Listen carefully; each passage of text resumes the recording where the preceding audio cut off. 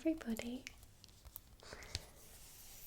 Today I'm going to read the original Velveteen Rabbit by Marjorie Williams. I have read this before, but I thought I would read it again. So sit back, relax, and enjoy the story.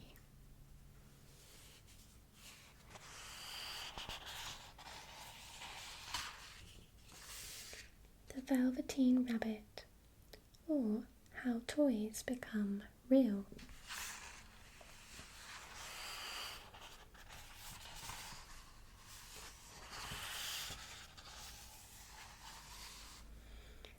There was once a Velveteen Rabbit, and in the beginning he was really splendid. He was fat and bunchy, and as rabbits should be, his coat was spotted brown and white.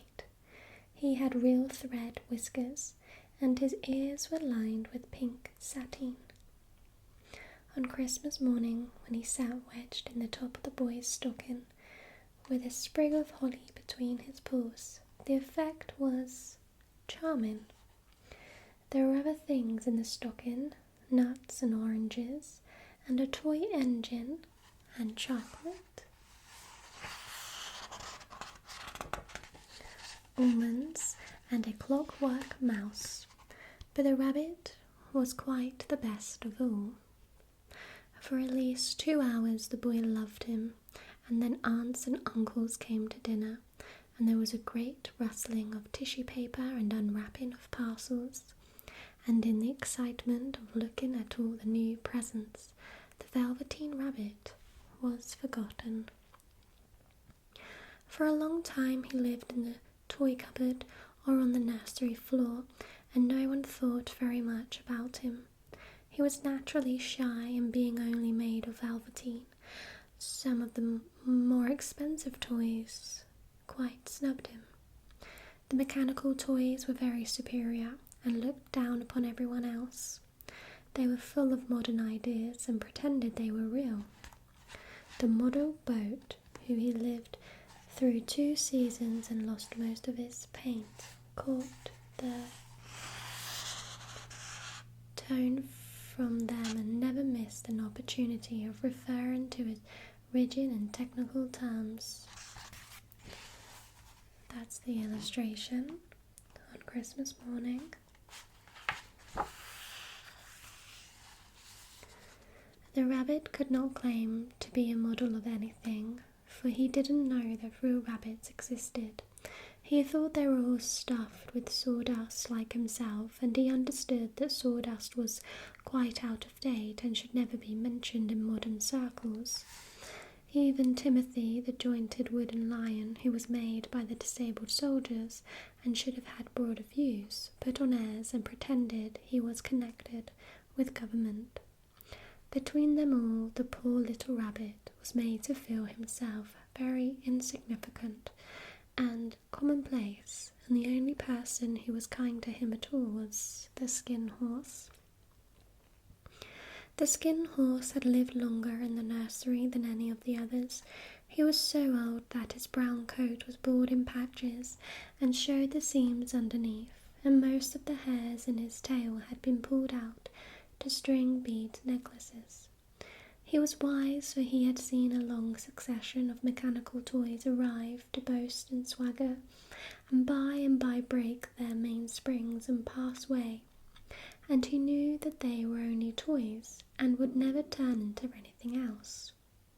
For nursery magic is very strange and wonderful, and only those playthings that are old and wise and experienced, like the Skin Horse, understand all about it.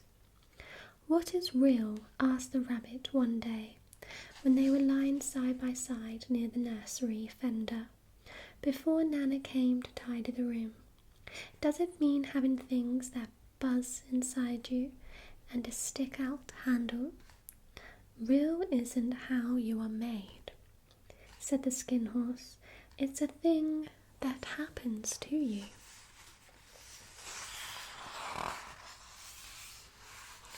So this is the illustration of the skin horse telling the story.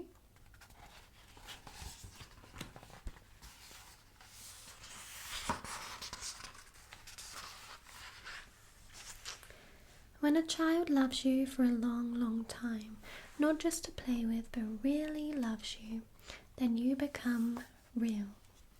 Does it hurt? Asked the rabbit. Sometimes, said the skin horse, for he was always truthful. When you are real, you don't mind being hurt. Does it happen all at once, like being wound up, he asked, or bit by bit? It doesn't happen all at once, said the skin horse. It takes a long time. That's why it doesn't often happen to people who break easily, or have sharp edges, or have to be carefully kept. Generally, by the time you are real, most of your hair has been loved off, and your eyes drop out, and you get loose in the joints, and very shabby. But these things don't matter at all, because once you are real, you can't be ugly, except to people who don't understand. I suppose you are real, said the rabbit. And then he wished he had not said it, for he thought the skin horse might be sensitive, but the skin horse only smiled. The boy's uncle made me real, he said. That was a great many years ago, but once you are real, you can't become unreal again. The rabbit sighed. He thought it would be a long time before this magic called real happened to him. He longed to become real, to know what it felt like, and yet the idea of growing shabby and losing his eyes and whiskers was rather sad. He wished that he could become it without these uncomfortable things happening to him.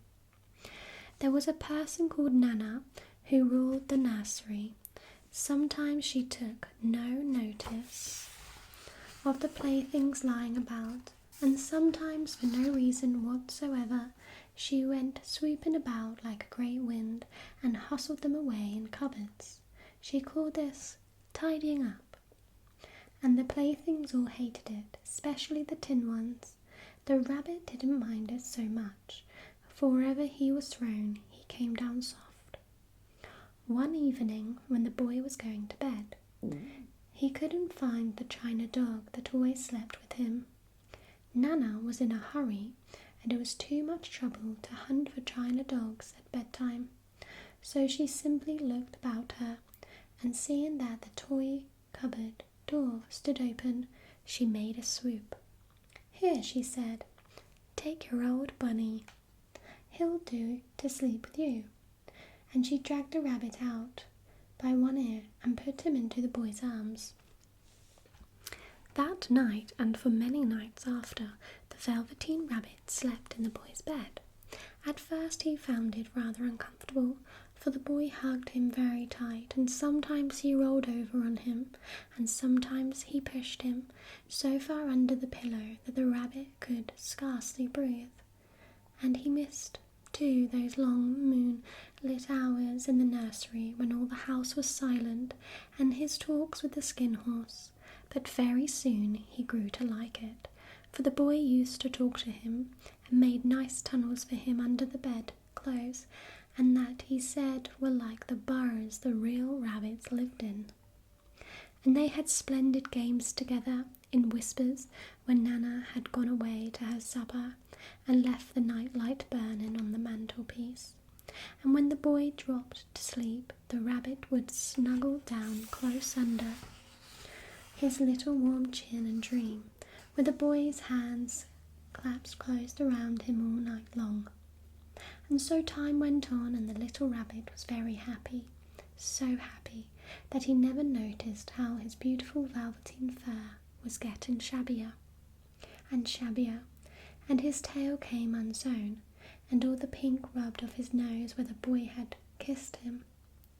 Spring came, and they had long days in the garden, for wherever the boy went, the rabbit went too. He had rides in the wheelbarrow, and picnics on the grass, and lovely fairy huts built for him under the raspberry canes behind the flower border.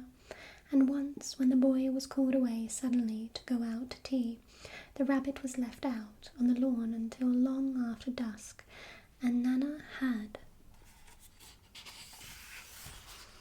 to come and look for him with the candle because the boy couldn't go to sleep unless he was there. This is the picture of the Velveteen Rabbit looking all a bit shabby. I think it looks really cute. He was wet through with the dew and quite early from diving into the burrows the boy had made for him in the flower bed, and Nana grumbled as she rubbed him off with a corner of her apron.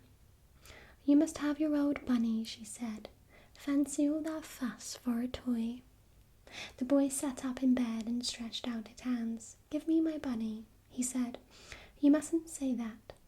He isn't a toy, he's real." When the little rabbit heard that he was happy, for he knew that what the skin horse had said was true at last, the nursery magic had happened to him, and he was a toy no longer. He was real. The boy called himself it. That night he was almost too happy to sleep, and so much love stirred in his little sawdust heart that it almost burst, and into his boot-button eyes that had long ago lost their polish there came a look of wisdom and beauty, so that even Nana noticed it the next morning when she picked him up and said, "I declare if that old bunny hasn't got quite a knowing expression. That was a wonderful summer." Near the house where they lived, there was a wood, and in the long June evenings the boy liked to go there after tea to play. He took the Velveteen Rabbit with him, and before he wandered off to pick flowers or play brigand among the trees, he always made the rabbit a little nest somewhere among the bracken where he would be quite cosy, for he was a kind-hearted little boy, and he liked Bunny to be comfortable. One evening, while the rabbit was lying there alone watching the ants that ran to and fro between his velvet paws in the grass, he saw two strange beings creep out of the tall bracken near him. They were rabbits, like himself, but quite furry and brand new. They must have been very well made, for their seams didn't show at all, and they changed shape in a queer way when they moved. One minute they were long and thin, and the next minute fat and bunchy, instead of always staying the same like he did. Their feet padded softly on the ground, and they crept quite close to him, twitching their noses, while the rabbit stared hard to see which side the clockwork stuck out, for he knew that people who jump generally have something to wind them up. But he couldn't see it. They were evidently a new kind of rabbit altogether. They stared at him, and the little rabbit stared back, and all the time their noses twitched. "Why don't you get up and play with us?" one of them asked. "I don't feel like it," said the rabbit, for he didn't want to explain that he had no clockwork. "Ho," said the furry rabbit, "it's as easy as anything," and he gave a big hop sideways and stood on his hind legs. "I don't believe you can," he said. "I can," said the little rabbit. "I can jump higher than anything." He meant when the boy threw him, but he didn't want to say so. "Can you hop on your hind legs?" asked the furry rabbit. That was a dreadful question, for the Velveteen Rabbit had no hind legs at all. The back of him was made all in one piece, like a pincushion.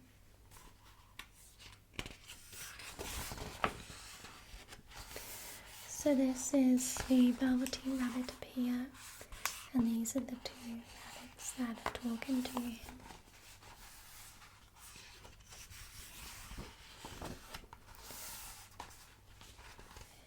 He sat still in the bracken and hoped that the other rabbits wouldn't notice. "I don't want to," he said again, "but the wild rabbits have very sharp eyes," and this one stretched out his neck and looked. "He hasn't got any hind legs," he called out.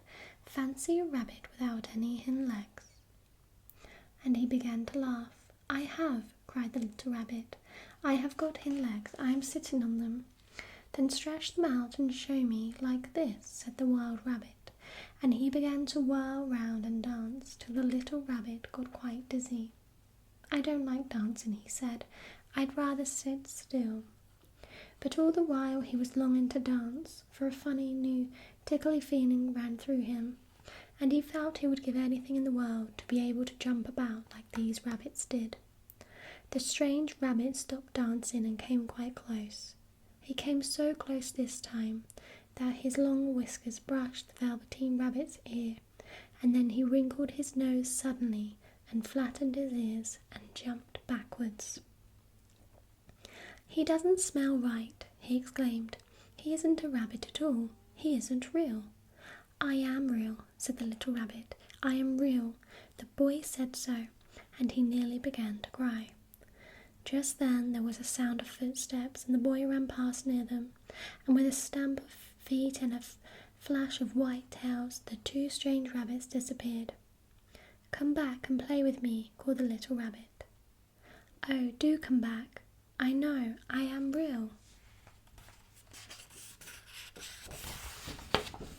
But there was no answer, only the little ants ran to and fro, and the bracken swayed gently where the two strangers had passed.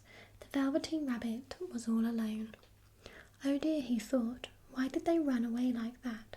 Why couldn't they stop and talk to me?" For a long time he lay very still, watching the bracken and hoping that they would come back. But they never returned, and presently the sun sank lower and the little white moths fluttered out, and the boy came and carried him home. Weeks passed, and the little rabbit grew very old and shabby, but the boy loved him just as much. He loved him so hard that he loved all his whiskers off, and the pink lining to his ears turned grey, and his brown spots faded. He even began to lose his shape, and he scarcely looked like a rabbit anymore, except to the boy. To him he was always beautiful, and that was all the little rabbit cared about. He didn't mind how he looked to other people, because the nursery magic had made him real, and when you are real, shabbiness doesn't matter. And then, one day, the boy was ill. His face grew very flushed, and he talked in his sleep, and his little body was so hot that it burned the rabbit when he held him close.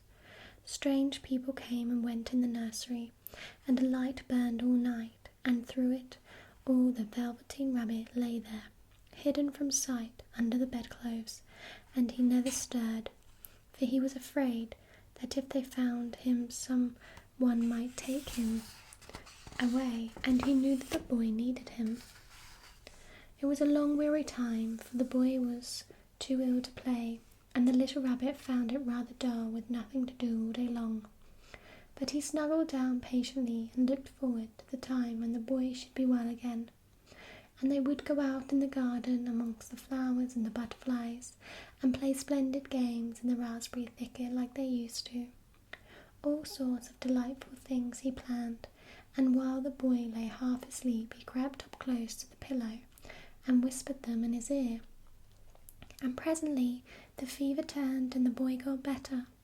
He was able to sit up in bed and look at picture books while the little rabbit cuddled close at his side. And one day they let him get up and dress. It was a bright sunny morning and the windows stood wide open. They had carried the boy out onto the balcony wrapped in a shawl, and the little rabbit lay tangled up among the bedclothes thinking. The boy was going to the seaside tomorrow. Everything was arranged, and now it only remained to carry out the doctor's orders. They talked about it all while the little rabbit lay under the bedclothes, with just his head peeping out, and listened. The room was to be disinfected, and all the books and toys that the boy had played with in bed must be burnt.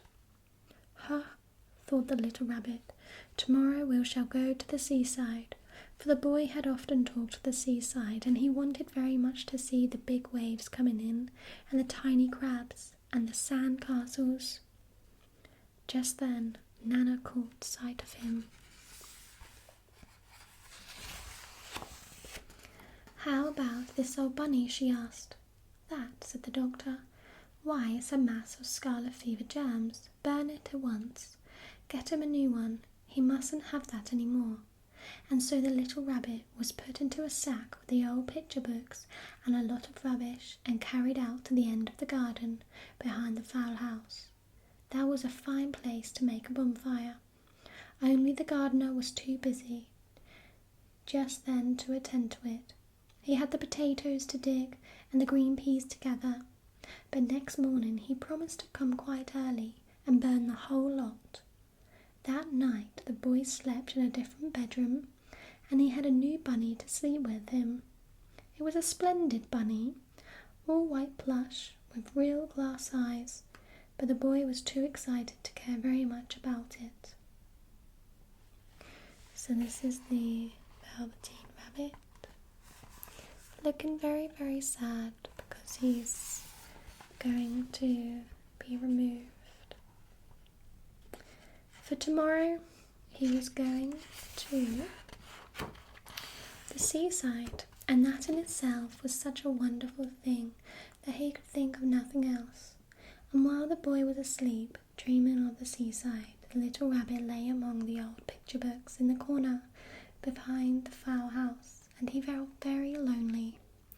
The sack had been left untied, and so by wriggling a bit he was able to get his head through the opening and look out.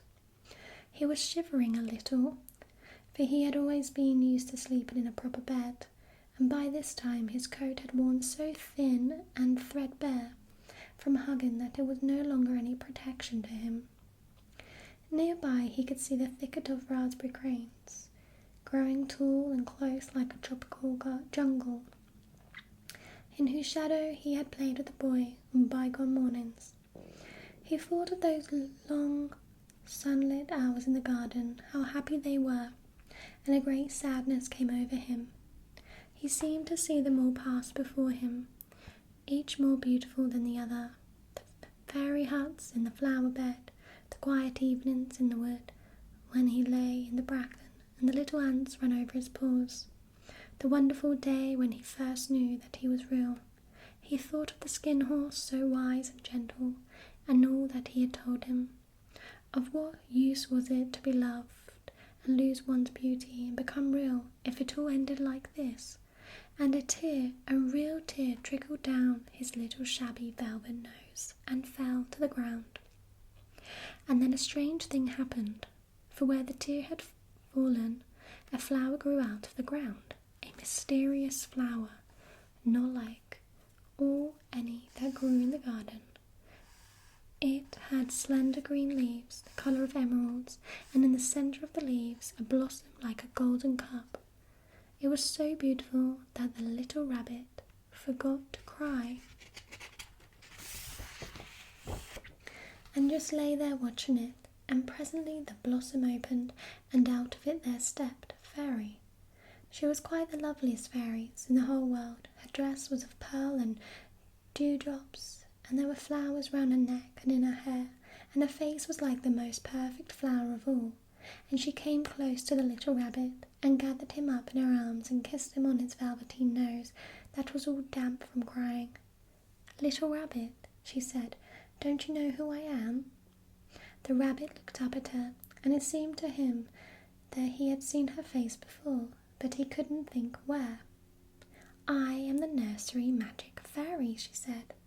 "I take care of all the playthings that the children have loved when they are old and worn out." This is the flower and the fairy.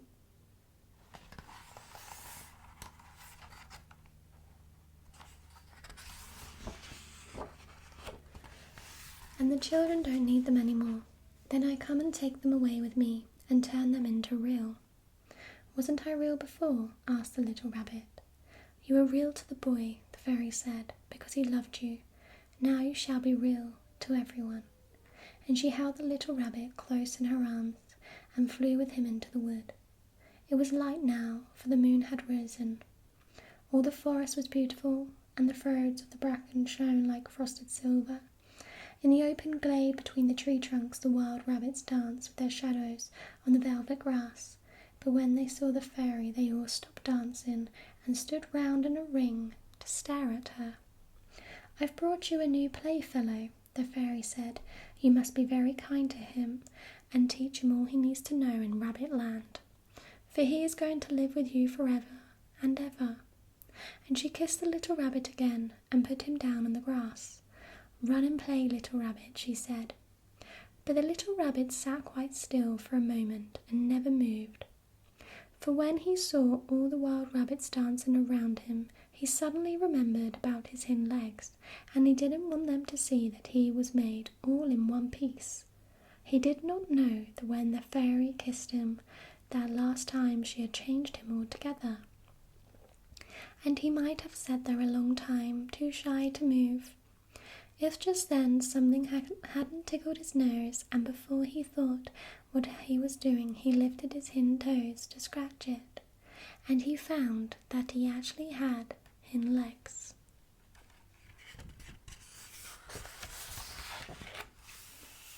At last, at last.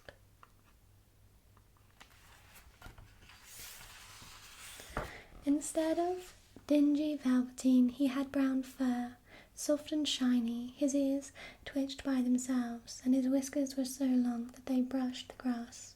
He gave one leap, and the joy of using those hind legs was so great that he went springing about the turf on them, jumping sideways and whirling round as the others did.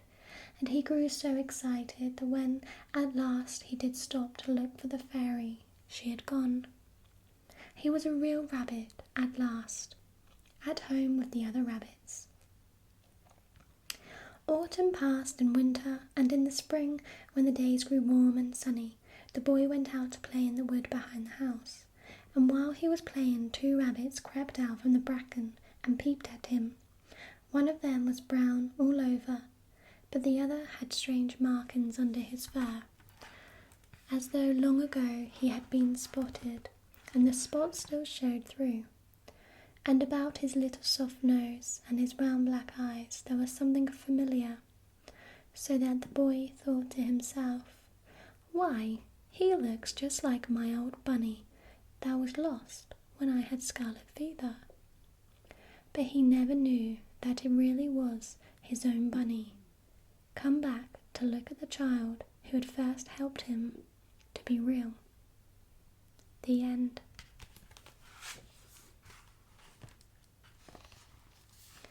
So that was the story of The Velveteen Rabbit by Marjorie Williams.